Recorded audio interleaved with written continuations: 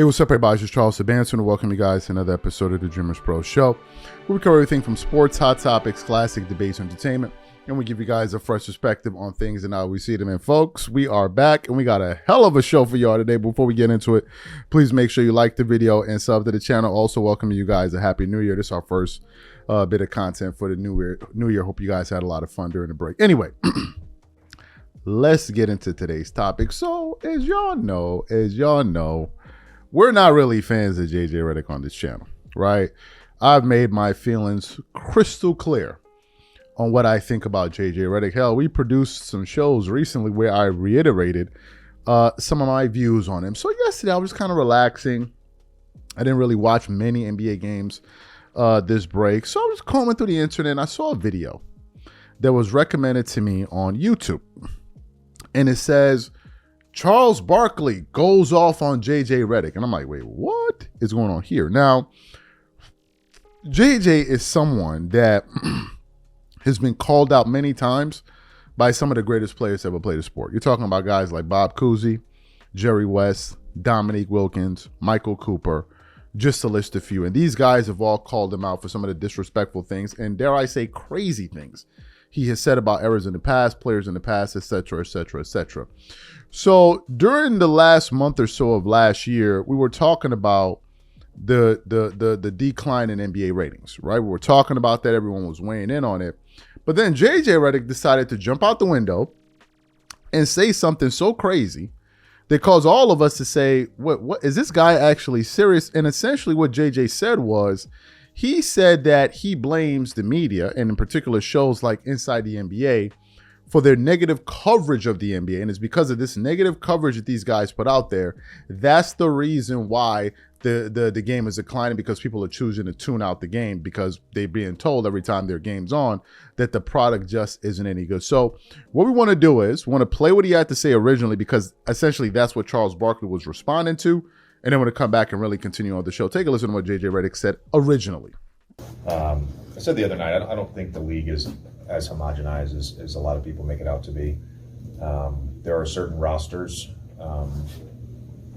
and certain players that, because of their skill set, it makes sense to shoot a lot of threes. What I think gets lost a little bit in the amount of three-point attempts is what has been taken away, which is a steady decline in long twos. I checked this last year, so don't quote me on this, but what has increased along with three-point volume is points in the paint. So the three has allowed more space for people to actually score at the rim and score in the paint. So that's the strategy.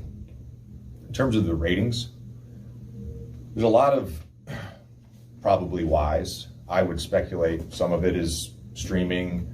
Some of it is the fact that in my own household, we have YouTube TV and that we don't have Spectrum right now. We have Spectrum Wi-Fi, but not Spectrum cable. And my family can't watch Lakers games that aren't nationally televised. I do have a free account from Spectrum. I'm just too lazy to set it up. Clear on that. Spectrum has been very good to me. You probably send somebody out there. Yeah. But my point to that is, in my own household, I have 9 or 10 subscriptions. I lose my password to all of these. I think with the death of cable,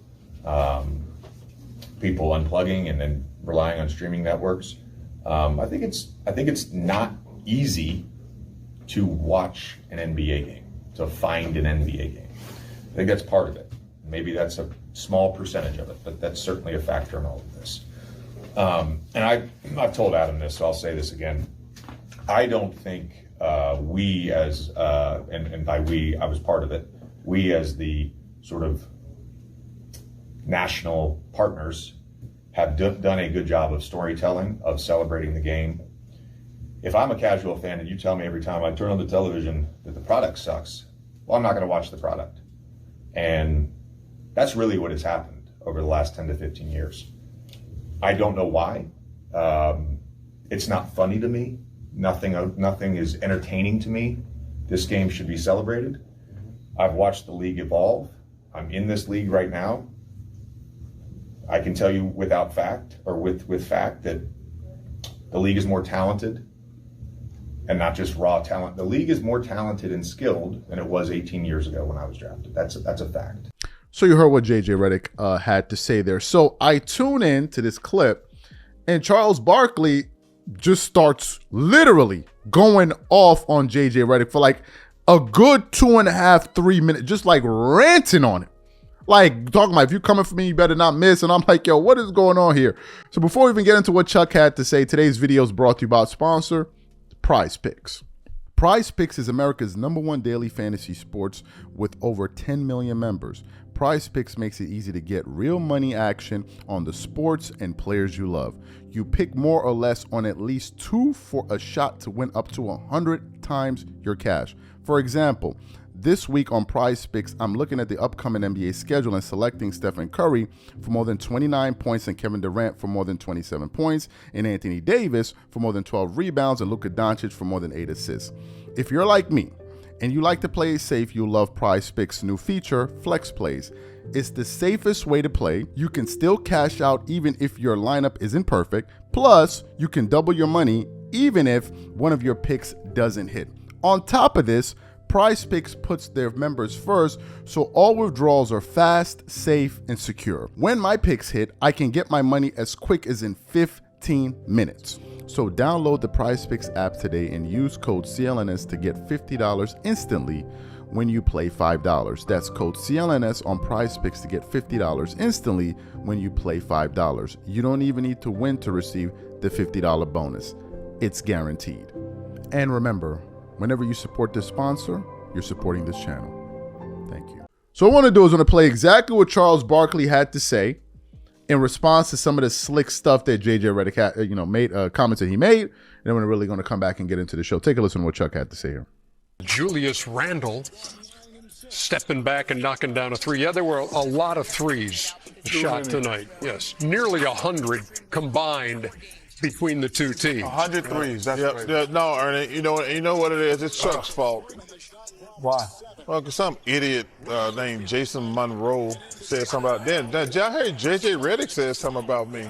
JJ, you better calm down, because when you come for the king, you better not miss.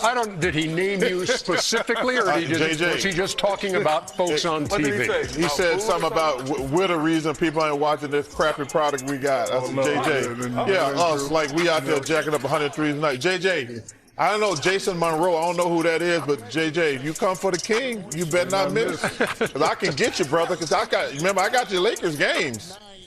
You can't hide them flaws they got. You just a dead man walking. They got rid of Frank Vogel, who did a good job. They got rid of Darvin Ham, who did a good job. But you came out there thinking you were going to change things with that same ugly girl you went on a date with. 64-51 was your halftime score. As we get back to the highlights, and Rudy Gobert. He came in there thinking, I can make this thing work. Hell, you can. 77-71. Put some makeup on that pig. Man, the Lakers are pigs. The Lakers stink, man. Oh, man, okay. Come on, man. Tatum, by the way, has 38. Put some makeup. What'd you say? Put some makeup. Put some makeup on that pig. I'm JJ Redick. I can make this thing work. Please. Chico, please. Josh Minot right there with the big dunk as Minnesota comes back at him. And Dante DiVincenzo ties it up at 94. I'm being professional. You come for me, you better not miss. We heard that already. Okay. As Tatum come for you, I missed it. We're the reason ratings are down. Oh, we're the reason? We're the reason. Like we playing. We're only on an hour a day. Well, hey, listen. If me and Shaq, that's exactly right. If me and Shaq played, damn, the ratings would be down. Look at Derek White. But in fairness, if me and Shaq played, we'd be like the third or fourth best players on that Laker team right now. That is the last gasp for Minnesota. LeBron AD did. Chuck, get in the game. Chuck, get in the game. Damn bombs out there. But it's Frank Vogel and Darvin Ham's fault. How did we go there from talking about people Minnesota jacking up 103 saying we're the reason ratings are down. 30 seconds to another three-point shooting contest. What are the lotto numbers for next month? Hey. That's what Damon said. Damon, stop it, man. I got to be able to see, fool. Oh my gosh! All right, Tell us how you really feel. It's a big game for the Sixers, son. They need to win this game. So you heard what Charles had to say. What are my thoughts about this? I'm not surprised at all.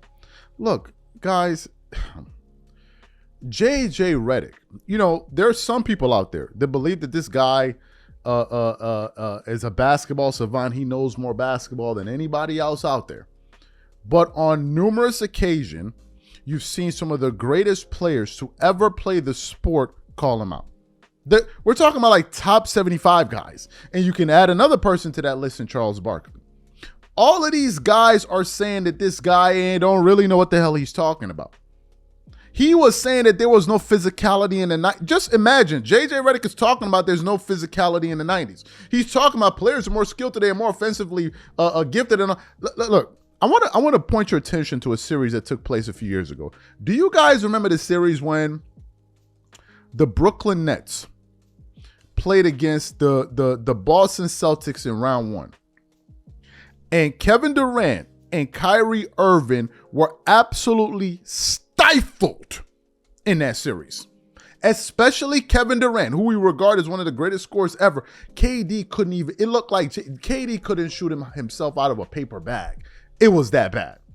Mr. Efficient Kevin Durant. And then I watched the clip from First Things First with Chris Broussard, and he brought up a point. He said, what we're witnessing right now is 90s defense. That's what Chris Broussard had to say. He said, this is 90s defense. And you saw gifted players like Kyrie Irving and Kevin Durant with all of their skill. They could not deal with the physicality. And then you turn around and you got a dude like JJ Redick that's talking about physicality wasn't even a real thing. You have that aspect of it. You also have the aspect that Charles Barkley brought up, which was this dude thought he was Pat Riley. He thought he was Pat Riley and things are going to be different under him. Charles spoke to that too, which lets you know that if Charles Barkley's saying it, a lot of people are thinking it. And all the other people that are out there afraid to say it are just basically twerking it up all day. It's 2025 and they still twerk. They still pouring honey all over each other in 2025. Charles is saying that this dude ain't nothing for us to be up here celebrating. But the way that the media tried to portray him in the offseason, they were talking about, the Lakers think they found Pat Riley. So if you thought you found Pat Riley, why did you then make a proposal to Dan Hurley when you already got Pat Riley? Why'd you make that proposal? Whenever the Lakers win at the end of the game, JJ Redick is all smiles. Whenever they lose, he looks like he's having an emotional breakdown. He thinks he knows. He thinks he knows more basketball than everybody in the room. Almost everything that JJ Redick says about this era is a total antithesis or diametrically opposed to almost everything Kobe was saying about modern basketball. And you think that I'm supposed to be sitting up here and listening to what JJ Redick got to say over what Kobe and these guys? You must be crazy. You can go listen to him for whatever reason. Y'all love to listen to JJ Redick because some of y'all love to listen to him. They was over there giving them, the Lakers had the same record as they did last year. JJ Redick has already proven he a Hall of Fame. That's what Gil's Arena said. After they got blown out by the Cavs the first time they played him, they wrote on their thumbnail, JJ is already proving that he is a Hall of Fame bass. That's what they said. That's what they said. You look at the Lakers right now. You look at their record. Does that look like Hall of Fame stuff? All of the wins that the Lakers are piling up are against useless teams. Just last night, they beat the Portland Trail Blazers. The Portland Trail Blazers are trash. They're trash. The Lakers are the 6th seed. They beat a team in their conference that was the 13th seed. Prior to that, the last 3 victories that they had were against the Kings, who just fired Mike Brown, who have a 15-19 record. But whenever they play real teams, they get blasted. The only good team that they recently beat was the Minnesota Timberwolves. So, look, I'm glad Charles Barkley pointed it out. He said what a lot of us think, and he is 100% right. JJ Redick thinks he knows it all, and a lot of these basketball guys, not me, forget about me, I ain't playing in the NBA. But a lot of these top-of-the-shelf guys are saying that this guy doesn't know what the hell he's talking about. I think I'm going to agree with them. Who do you agree with? Whatever you guys think, please leave your thoughts and comments in the comments. And by the way, let me say this. I got a lot more thoughts that I want to talk about, say about JJ Redick that we're going to be covering today in our NBA weekly recap on our Dreamers Pro community that we just launched. We got that place already popping. If you guys want to hear some of the other things that I got to say about JJ Redick that I can't really say on YouTube, make sure you subscribe to that. We have that pinned in the comments. You don't want to miss out on that. I'm not going to be covering every single thought in my mind on the main channel. If you want that extra content about them other teams and all of that, you can get it on that community. We catch y'all later. I'm out. Peace.